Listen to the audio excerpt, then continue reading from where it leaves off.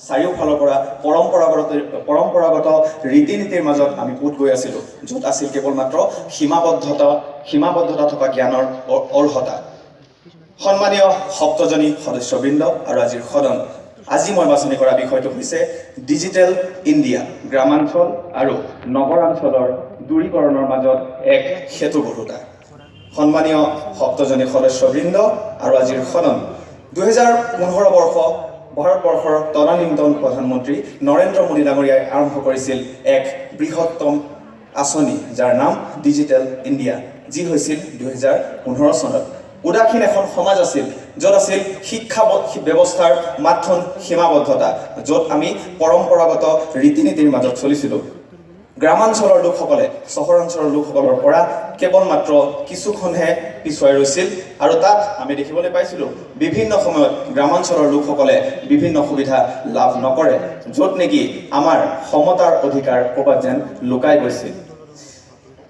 আমি দেখিবলৈ পাইছোঁ, মই আপোনালোকৰ আগত দাঙি ধৰিব বিচাৰিছোঁ ASER অৰ্থাৎ এনুৱেল ষ্টেটাছ অফ এডুকেশ্যন ৰিপৰ্টৰ এটি তথ্য, য'ত লিখা আছিল in India after 3 years of schooling 43% of 14 to 18 years students could do simple division, slightly less than half couldn't add weights in kilogram, more than 40% couldn't tell hours and minutes from a clock, and 46% didn't know which city was the capital of India. এনেধৰণৰ বহু প্ৰকাৰৰ বিষয়ৰ লগত জড়িত হৈ আছে অসম তথা ভাৰতবৰ্ষৰ বিভিন্ন তথ্য। ইয়াত কৈছে 20% have access to quality education and opportunities, and the remaining 80% who are scattered across rural schooling in India. Proper gap between the urban-rural school is not maintaining. এনেদৰে কোৱা হৈছিল এনুৱেল ষ্টেটাছ অফ এডুকেশ্যন ৰিপৰ্টত। কিন্তু যেতিয়া ভাৰতবৰ্ষত digital India নামৰ এটি আশীৰ্বাদ স্বৰূপ প্ৰধানমন্ত্ৰী নৰেন্দ্ৰ মোদী ডাঙৰীয়াই আমালৈ প্ৰদান কৰিলে, তাৰ পাছত আমি দেখিবলৈ পালোঁ এক বিপ্লৱৰ সূচনা। আমি দেখিবলৈ পালোঁ বিদ্যাবিকা বেংগলোৰ অৱস্থিত এটি নন প্ৰফিট অৰ্গেনাইজেশ্যন, এটি বেচৰকাৰী সংস্থা, যিয়ে আমাৰ আগত দাঙি ধৰিছে শিক্ষা ব্যৱস্থাৰ বিনামূলীয়া সংস্কাৰ।